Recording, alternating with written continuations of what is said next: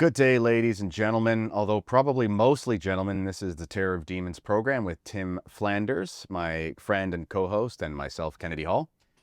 And on this show, we discuss topics that pertain more specifically to Catholic men.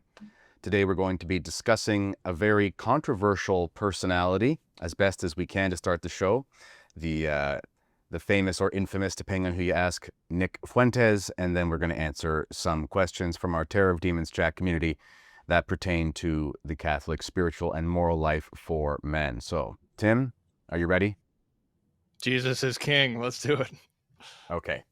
Now, because we're talking about Mr. Fuentes, I want to give a quick story as to why I actually want to do this. And then I want to make it clear what we're doing and what we're not doing. So here's the quick story. So I got a friend who is a Catholic educator and good friend, faithful man, very good traditional Catholic. And he teaches at a boys' school. And we were at a wedding last week, and we were chatting. And he teaches, obviously, these kids high school, to adulthood. And he's very blissfully out of touch with anything on the internet that is not necessary for his actual real life. I kind of jealous of him for that.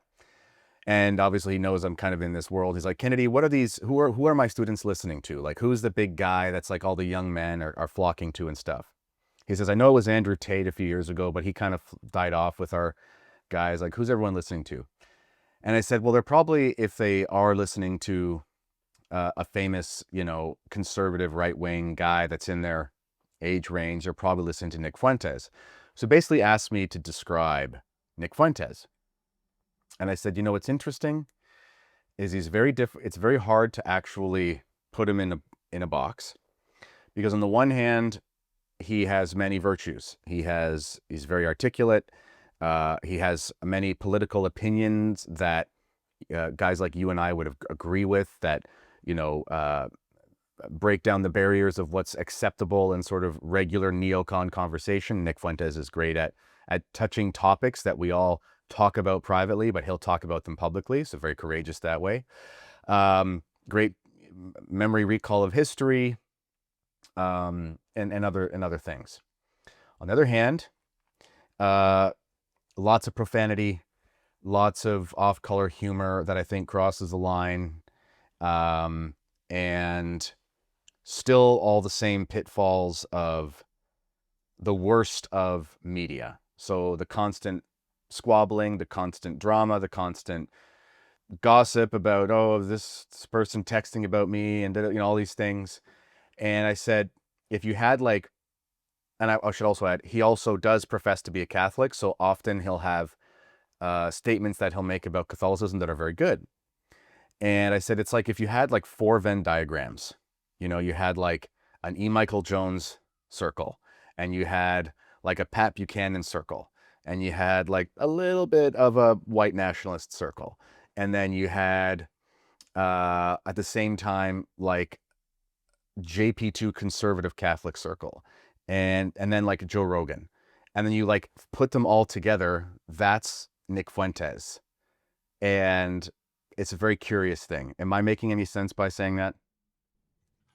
Certainly. I mean, this is the impression that I've gotten with. I mean, let me just admit first of all that I have pretty much a superficial understanding of Nick Fuentes. The most I ever listened to him was his Charlie Kirk memorial a couple of days after Charlie Kirk was assassinated. I listened to the first half hour, 45 minutes, which was very good. Very, very great stuff that he was saying. And I tweeted about it, and that's got a little traction. But then my other friend said, hey, take a look at this other video of Fuentes. And it was him saying, he was saying, I effed your organization, without the bleeping that I just did of myself. And he was talking about TPUSA. And so he was talking about it in the way that, when you're growing up and you have 13-year-old boys joking about their sexual conquest or whatever, which is just this distorted, fallen way to express your masculinity. And this is the type of thing where Catholic men would just smack you around for talking that way. I mean, that would be not acceptable in any Catholic brotherhood whatsoever. But apparently, that's cool.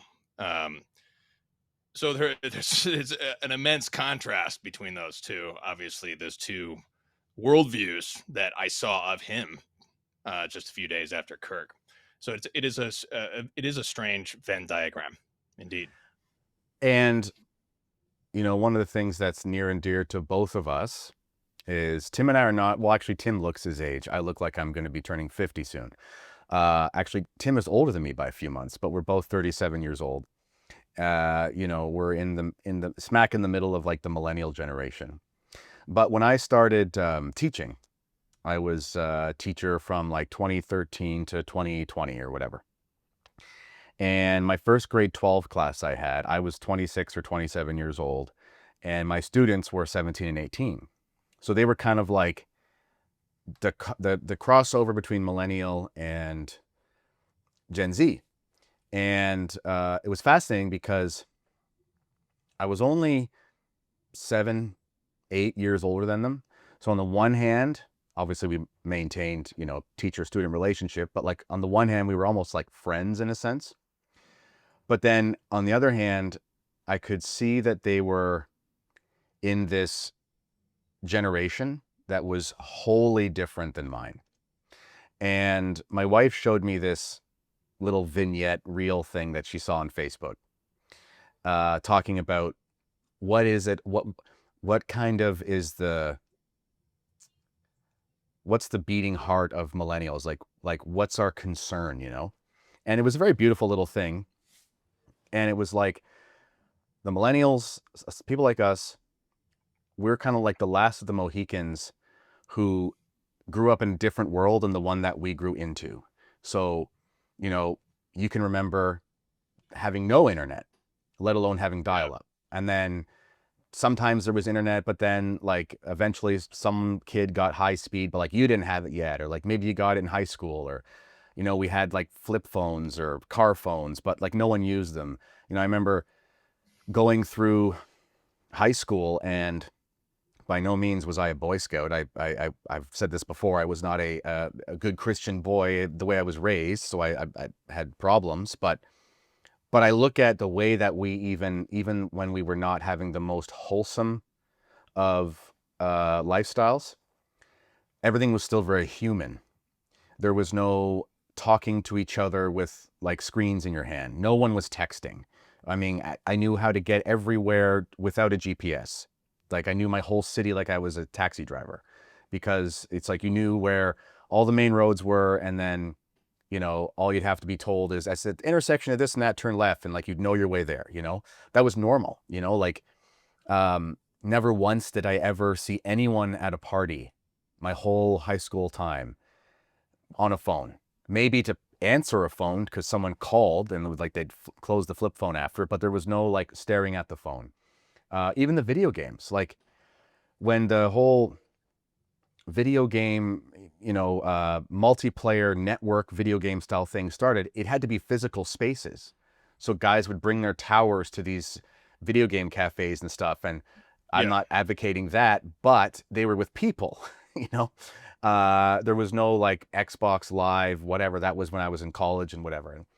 And so we were raised, funny enough, like our upbringing, Tim, way more similar in some ways, even to like our grandparents, Yeah. than to kids who are 10 years younger than us.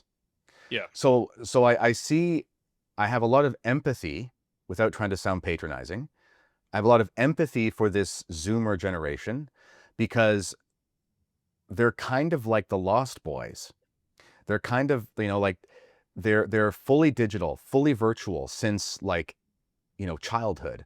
iPhones and Chromebooks and stuff shoved in their faces when they're in grade 4, And and I think that Fuentes is so fascinating for so many of these guys because he kind of is like, if this makes sense, it's almost like he's like the court jester who like breaks down all the norms that they find oppressive.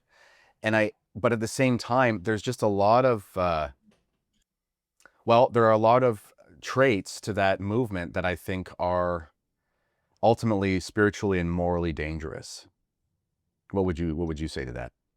Yeah, I like what you're saying because the technology before the smartphone, the technology was not isolating in the same way as yeah, like you said, like our great grandparents had the television set, but you turn on the television set, you have family programming together. You watch it as a family. You watch the sports game together as a family. There's like a communal experience of the technology.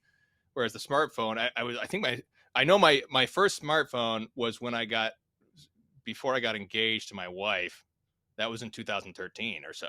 That was my first smartphone. Yeah, me too. Um, and now the smartphone is creating a virtual reality of isolation and initiation into manhood. And I get this from Jason Craig over at Sword and Spade magazine, one of the best Catholic men's magazines ever, I think. Fraternist organization, great organization. He talks about how initiation into manhood is about initiation into the brotherhood of men.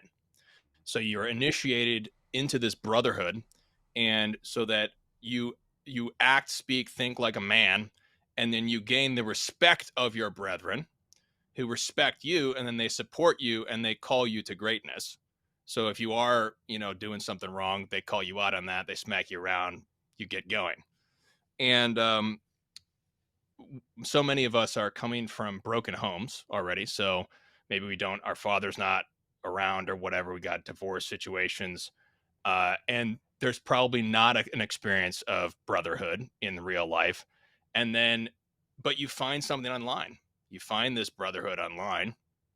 And to be fair, like you and I became friends online. Like we got to Hmm. know each other online. That's how we became friends. Now I've spent time with you in person, I don't know, half a dozen times now or whatever. But uh, so I wonder if just our own brothers, our younger brothers who are out there, Gen Z or whatever, maybe they are seeking that initiation into manhood that we all desire as men growing up. And then they find this affirmation online. They find this respect that they should naturally be wanting in a naturally ordered sense. But the way that the technology works and everything, it just sort of incentivizes the most superficial and just negative masculine traits because that's what clicks and sells and whatnot. So yeah, it's certainly a concern, and but I feel for that. I mean, I certainly have gone on. I haven't. I didn't just like get initiated into manhood and consider myself a man when I was like 16. I've I have had to go through all sorts of difficulties over the years to try to figure out what does it even mean to be a man. And I feel for the struggle of every man growing up in our society, our secularized society, and especially in this digitized virtual reality, trying to navigate that. It's extremely difficult and confusing. Yeah, and I think it's funny. So back in the halcyon days of like 2015, 2016, when the world's always losing its mind, but this was one of those periods where it was like, whoa, it's losing its mind in 4K and it's happening really fast. The Trump thing and the SJW thing and the trans thing and all these things are just happening, right? It was everything seemed like it was kind of accelerated. And I remember at the time, you'd use this term snowflake. And, the SJWs, the social justice warriors, everyone would call them snowflakes because they needed to have, their safe spaces and whatnot. And because they couldn't take criticism and everything, and they would be made fun of for that. It was like, wow, you guys are so fragile that, at university campuses, you have to have like the non-whites hangout room for like the colored kids and like the feminine one and like the trans one. Cause like you literally just can't be around people you disagree with. And it was super common in, let's say, conservative right wing mentality to sort of be like, well, that's obviously silly. You should be a little tougher than that. But the weird thing is that as this generation of guys has grown up like exclusively plugged in, I almost feel like that phenomena has happened.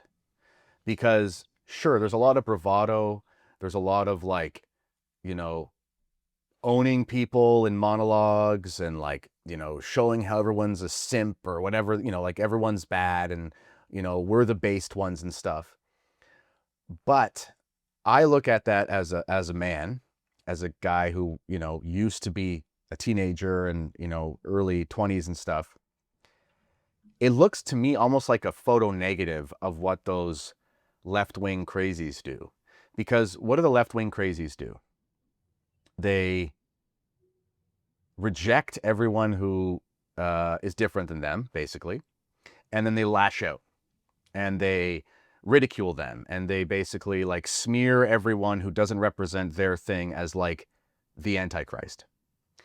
I see something similar kind of happening with this like Nick Fuentes phenomenon where, again, I would agree with the vast majority of their political opinions, at least to some degree. Like, I get it. But it's almost like they've adopted this mentality that because the mainstream, the system, whatever, isn't like them, that they almost have to like huddle together in this safe space where they can say whatever they want, you know, exile anyone they want, destroy anyone they want. And if you don't get it, it's just because you're a boomer. Or if you don't get it, it's just because you're part of the matrix or the system or whatever. I see it as almost like a photo negative of that same disordered isolation. Does that make sense? Yeah, it does. It's just a form of effeminacy. It's an addiction to the pleasure of being right, even if you're actually true, you have a correct opinion. And there's this great quote from St. John of the Ladder in Ladder Divine Ascent. He says that if, and this is what's checking my own pride here as a podcaster, a writer. He says, whoever is in conversation attempting to establish his own opinion, even if his opinion is true, is sick with the devil's disease. And the way I understand it is that like we can be so attached to our opinion, even if our opinion is correct, that we're deriving this pleasure from being right, and we're deriving a pleasure from the fact that those guys are wrong. It's like the pleasure of the Pharisee. When the Pharisee went up to pray with himself, I thank you that I'm not like this other guy, even though like he does have something right going for him. He should be doing that stuff. He has a zeal for the law, right? Um, and I've certainly done that in my own life. I continue to do that. It's like a continual struggle because I don't want to take any pleasure in if I'm correct, like in this excessive way where I get attached to it and then I treat other people like trash. If you have that, Dom Scupoli in Spiritual Combat says that if you have a disturbance in your peace, it's proof that you're attached to creatures. So if you have some sort of disturbance and you need to lash out at somebody because they're challenging your view, then you're attached to something. And this is, by the way, I like there was a great video of Charlie Kirk, and you shared it actually. You shared this video of Charlie Kirk, and he was interacting with some kind of leftist, like, and like she was a young lady who obviously had an interesting outfit of some kind, and he was just like interacting her with this great respect for her, even though obviously she was entirely wrong in her opinion, but he was actually treating her with this great kindness and respect so that she understood and she experienced the love of Christ in the way that he treated her, and he wasn't just trying to browbeat her with truth. And it's this very difficult and complex and an easy thing to get into, this Pharisee mentality where you're right, but then you treat other people without respect. And there's an addiction, I think. There's that effeminate addiction to the pleasure of being right. Well, yeah, and I want to do that's a good analysis, and I also do want to touch on the profanity element. Like, listen, I'm not a pearl Yeah. clutcher. Uh, English is a funny language because in English we have a few words that everyone knows are swear words, whereas in other language, usually, like at least in Spanish, French, and Italian, it's regular words, but it kind of depends on how you say them. Besides the blasphemies, but just other swear words. and it's almost like it's not really a swear word unless it's said in anger. That's kind of how Spanish and Italians would look at a lot of different things. Um, so I get it. Like, I'm a regular guy. I am not above the odd bad word slipping out of my mouth. I get, but I'm in the Holy Name Society.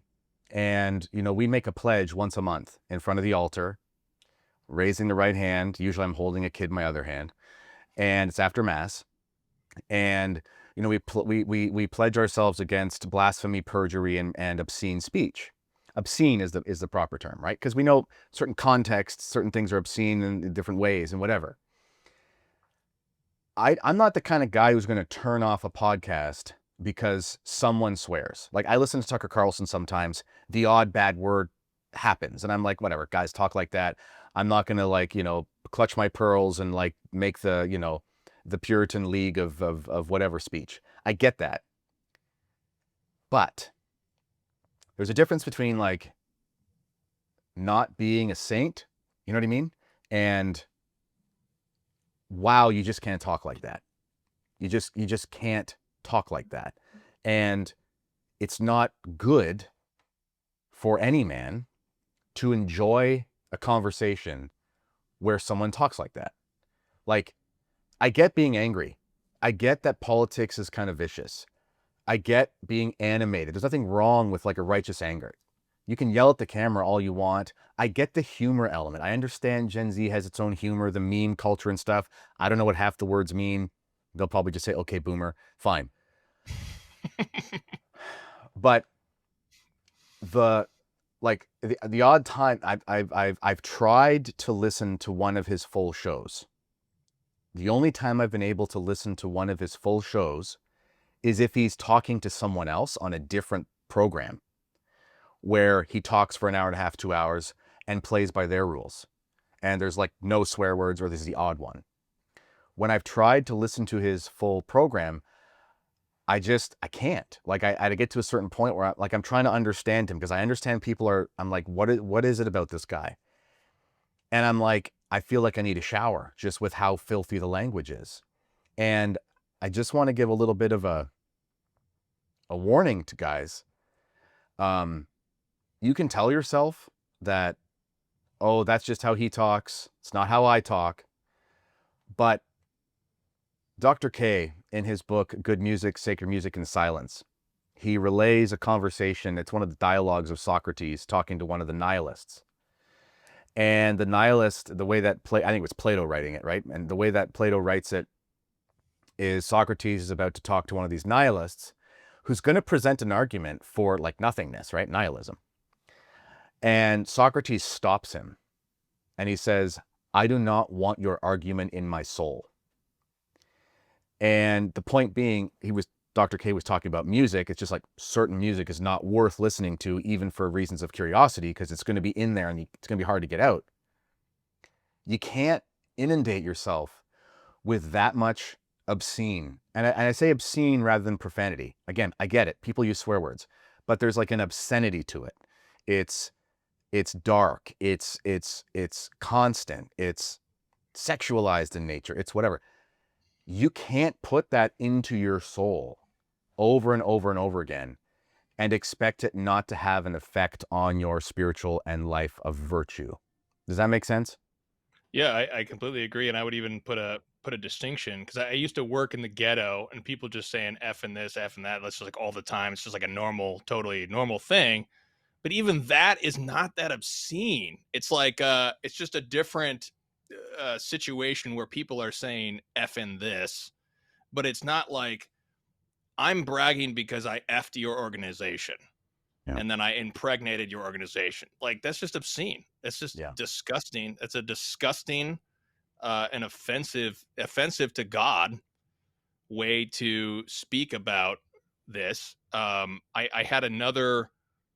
I saw another clip where Nick Fuentes was claiming that when you get married, your testosterone goes down, and Yeah. and it was like, this is, like, so disconnected from reality.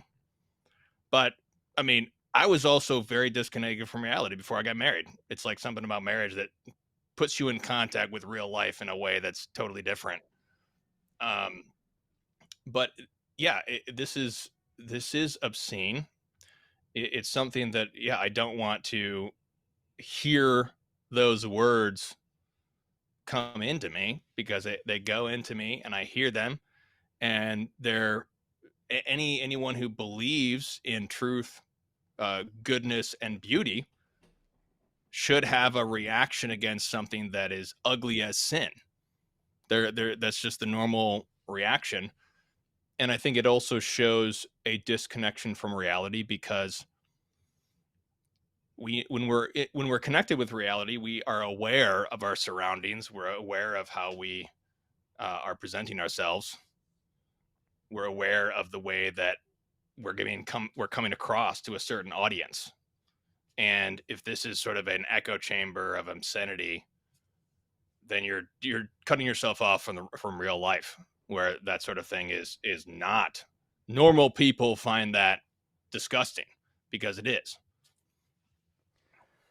Yeah, and one last thing before maybe we can wrap up the Fuentes portion of this. And again, I understand, guys, that there's not a lot of guys out there for you that represents your generation. So again, I empathize.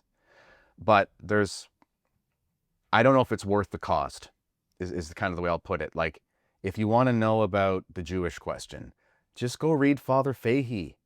Go read Father Fahey from the 1930s, 20s, 30s, 40s, and 50s.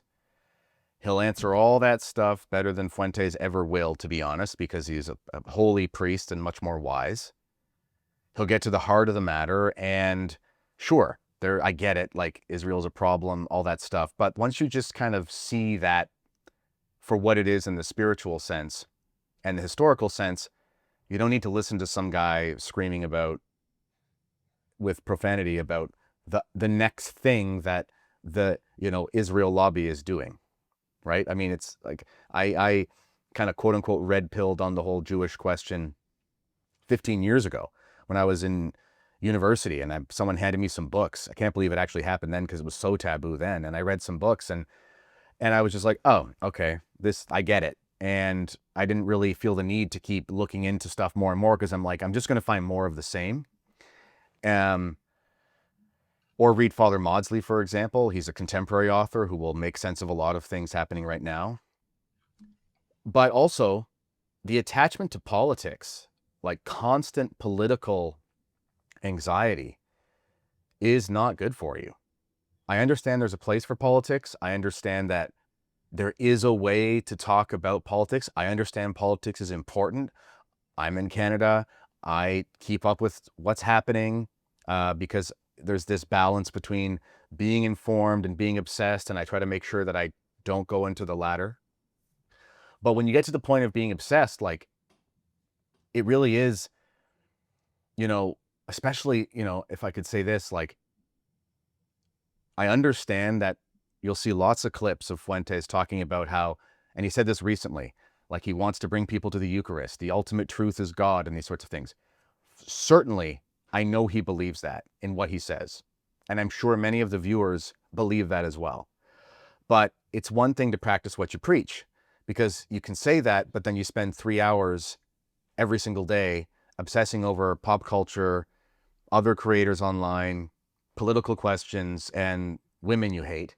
And it's like, that belief you have in principle is not how you're living your life.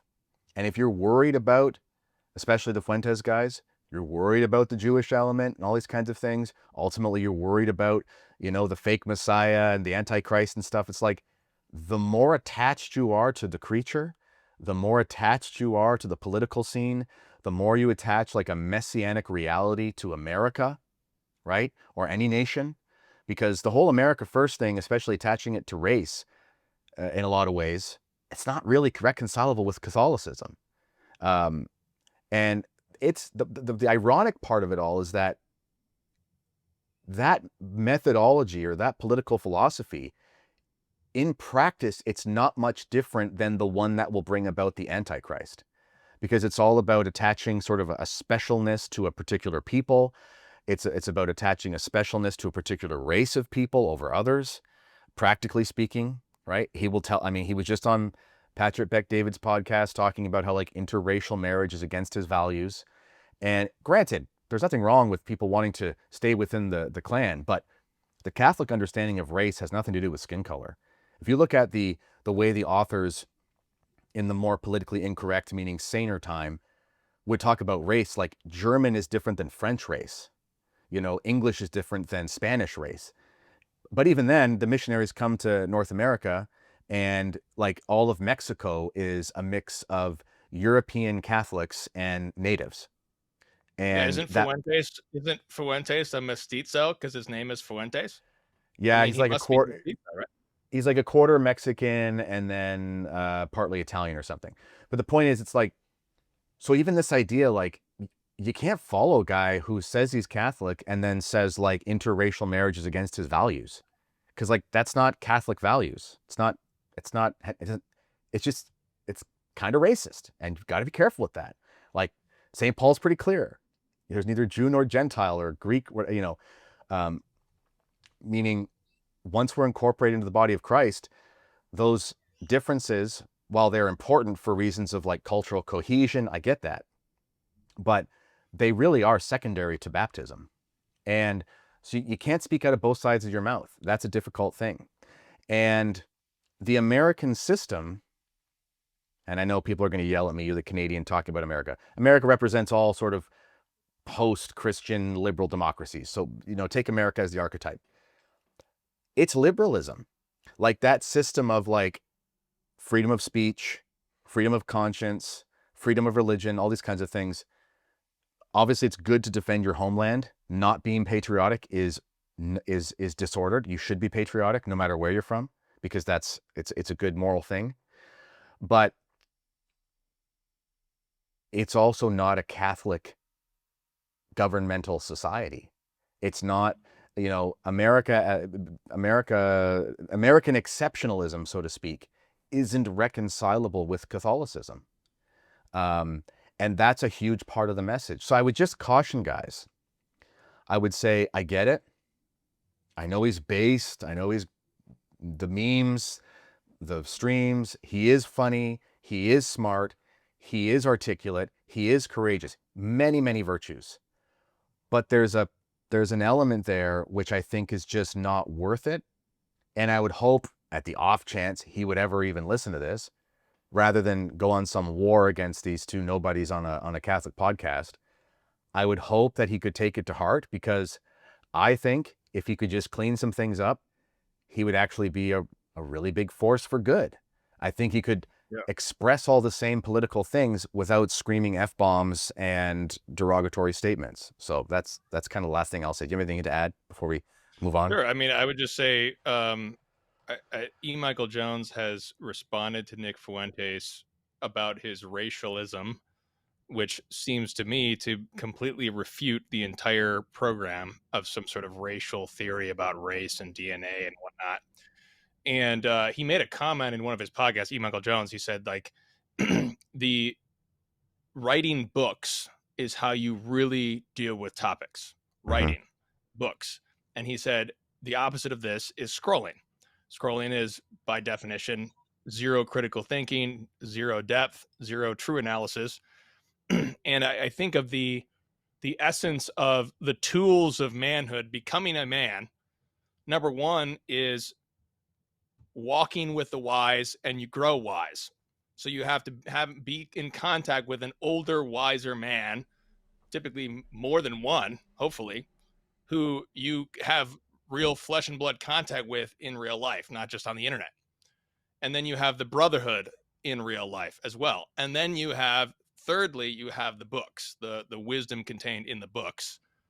And then you can get all this, but none of these things are listening to a podcast, or it's just because there's just, by definition, that medium cannot go deep enough to really apprehend the truth that you need as a man.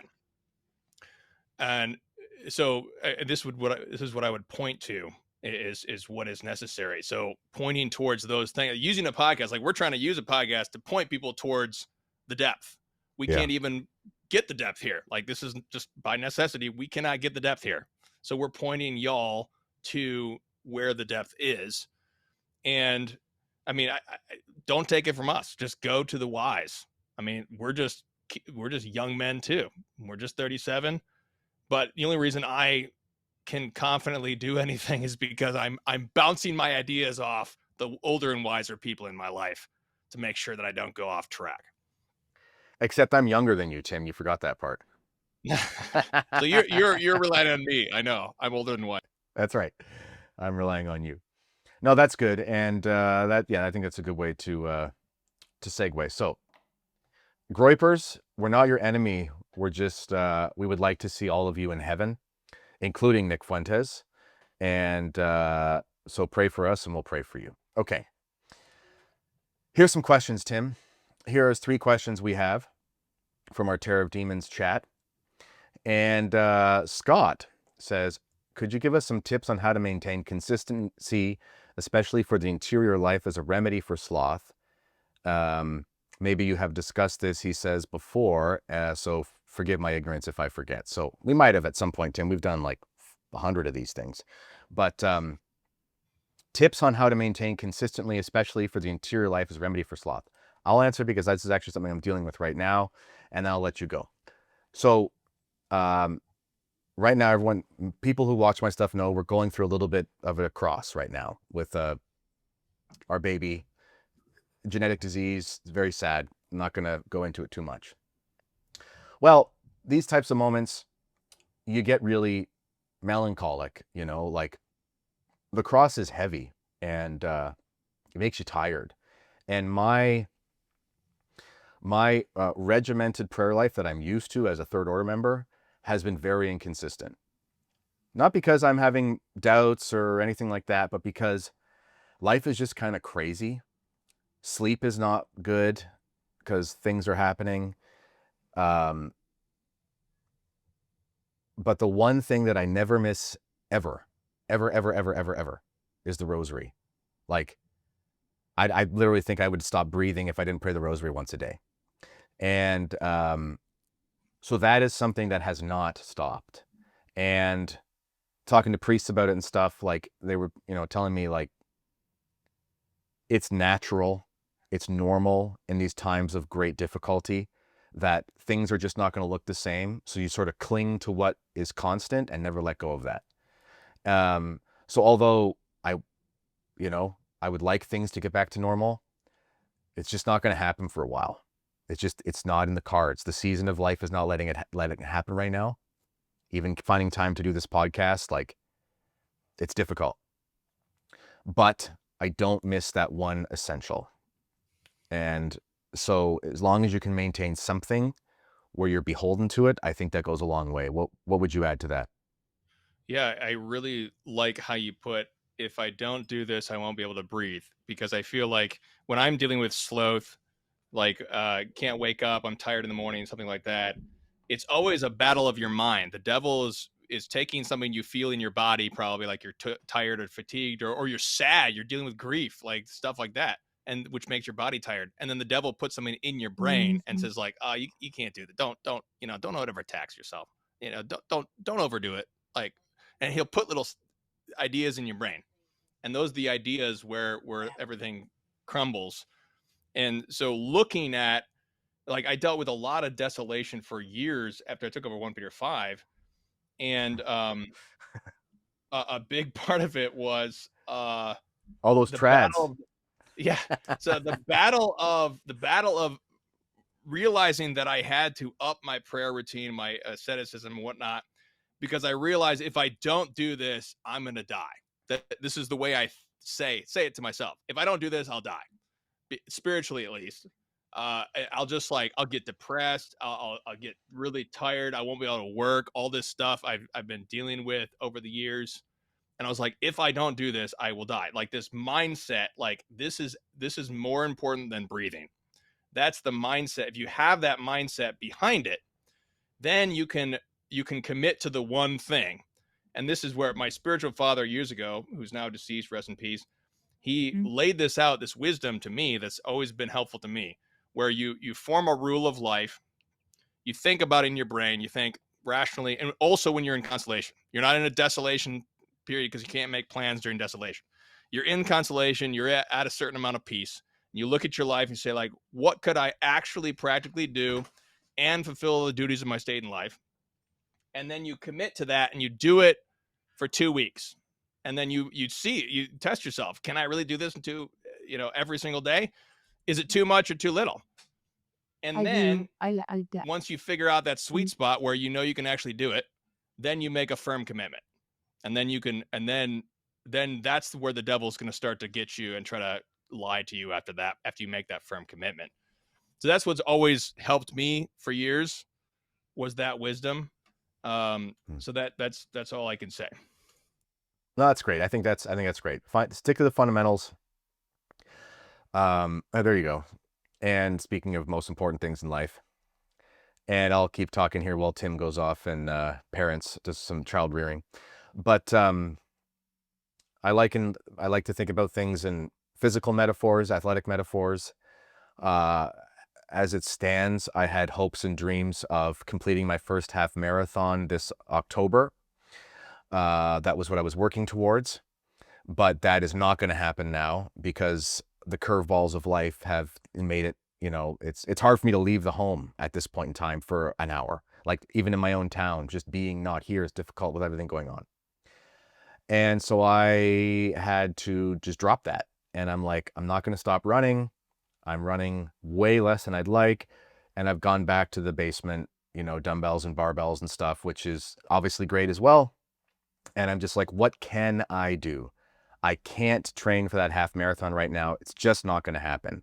But I can for 20, 30, 40 minutes without leaving the house, get my heart rate up, lift some weights, and at least maintain a level of physical discipline and fitness that's going to get me through this difficult time. Because if I let go of my health, it's going to get worse. And like in the spiritual life, it's like I can't do all the things that I usually do because of what's happening. So I can't let go of what I have to do in order to keep myself going. And this will play into our next question, Tim, because this next question is tips for having a thriving marriage in the midst of parenting many children under the age of 10, aka busy season of life. I'll start. I got 6 kids. Our 7th is on the way, the one who's sick. And my oldest is 9. And our first 4 came in like 3.5 years. And none of them are twins. I resonate with this question, my friend. And I will tell you this much. The season that you're in some ways is going to last like 15 years. So you're going to have to get rid of even this idea of like seasons. It's not going to end anytime soon. It's not a season. It's like an epoch. and I'm not saying that to be negative. What I'm saying is, so don't think, oh, I'll temporarily switch things up. It's not temporary. In the grand scheme of things, it's not, because if you got 5, 6, 7, 8 kids under the age of 10, I mean, you're going to be doing your last potty training when you're like in your mid to late 40s. Okay? Like, so just accept it, be happy about it, and then look at your life and be like, what are the things that I can cut out? What are the good things that I can keep? I had to stop playing rugby. Boo-hoo, poor me. But I loved it. And that was really hard to stop. But it was 2 practices a week, game on Saturdays. I'm probably going to get injured once a year. It was like, I just can't keep doing that. I played until we had 3 or 4 kids and they were really little. I just stopped. I had to. So I'm like, but I know myself. If I don't get to play some sports, I'm going to be like a dog who hasn't been walked. I still, despite what Nick Fuentes says, my testosterone, I don't think it's gone down. I still love the odd fisticuffs. So my buddy's like, do you want to play for be the goalie for my pickup hockey team once a week for like 18 weeks a year or whatever? I'm like, I can do that. It's after bedtime. It gets the demons out. It gets the competition side of me out. It doesn't affect my life. It's not what I'd like to do in the ideal sense. I wish I could still be pretending I was a professional athlete, but I'm not. So I can do that. It's some competition, it's some friendship, it's some camaraderie, it's some sport, it's all those things. Doesn't affect my life. Also, it's not a serious commitment. So if I have to miss something, it's not a big deal. So when you have a lot of kids like that and I know I'm talking about sports here, but I always bring it back to sports. Um, that's a archetypal truth for everything. So having a thriving marriage, when you're having all these children in a young age that are young, you have to make sure you don't burn out, which means no matter if it's church stuff, social life stuff, uh, athletic stuff, business stuff, you can't take on as much as you'd like. You just can't. And that's okay. So just accept that. And then instead of trying to add like more lemons, squeeze more juice out of the lemons you have. And then as far as your wife is concerned, be very attentive. Be very attentive to how tired she is. Be very attentive to her emotions.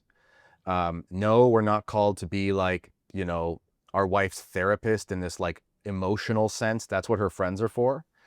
But we are called to know what's going on with her so that we can be stable to help her stabilize when her female nature, which has many pros and cons, just like our male nature has many pros and cons, but we complement each other and we can be there for her when she needs that. Um, and that's pretty much all I got for this stream of consciousness. Do you have anything to add? Yeah, I mean, I'm still trying to figure that out, honestly. So I mean, I'm no wise man when it comes to juggling all the kids and the marriage.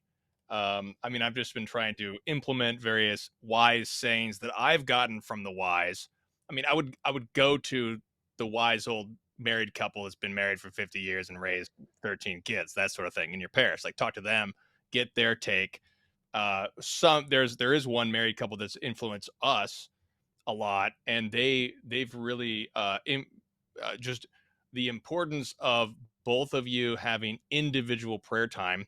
And one of it, like the man was telling me, like, the importance of the man providing for his wife's spiritual time so she can be alone with the Lord. So you're taking the kids and you're taking care of whatever so that she can have that time. The importance of that. I heard another. It was on Catholic Gentleman podcast. They were talking again to an older couple, and they were like, "What's the secret of your marriage?" And they said a weekly date night. They like have a Yeah. date night every single week. Somehow they make that happen. Um, and which sort of begs the question of like the support system you have. The outside system with your own parents, her parents, cousins, whatever, uncles, etc., babysitters. How do you work that out? Somehow they made that work, and that was a key for them. So it's a difficult thing. It's its own cross, but it's a great deal of joy. That's all I got, though. No, that's great. Yeah, and I should have said that as well. Is find a couple that you can look up to. We've done that, various couples, and we've had similar advice. The date night thing. Um, one of the couples we know very holy. They would make sure that at least every couple years, they both had an opportunity to go on like an Ignatian retreat, and they'd obviously pick up the slack at home, like so the other one could go and things like that. It's gonna look different for everything, uh, but a big, just overarching piece of advice is both of you commit to cutting each other some slack, because it's tough. It's amazing, but it's tough. And God willing, you'll be a saint in heaven one day, but you're not yet. Neither is she. So you have a lot of learning to do as you go. And go easy on each other, because if you're not united, then there's a problem. There's a problem. And then also, last thing I'll say is, while it is good to seek advice from couples, certainly do so, because the older and wiser ones will be humble. Do not compare yourself to the couples that are your age, who you think are doing a great job. They might be doing a great job, but they might be doing a terrible job that you don't know about. Or also, the circumstances are just different. The work commitments are different. The temperaments and personalities of the parents are different. How, I gave a talk to women, actually, a woman's talk. Can you imagine me, a man, talking to women, Tim? It was so scandalous. Oh man.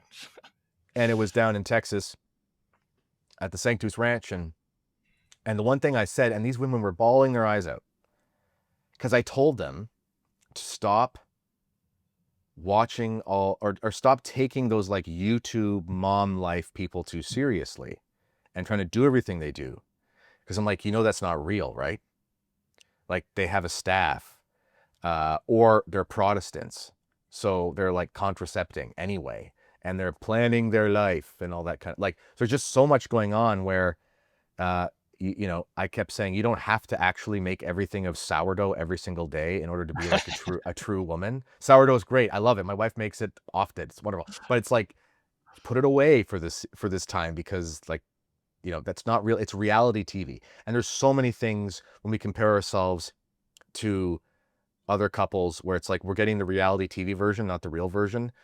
So whether it's questions like homeschooling or a school near you or whatever, make your own call on that and don't try to be like somebody else, because you don't really know what's going on. So One quick thing I just thought of was something my spiritual father told me was he said that the best way to love your children is to love your spouse.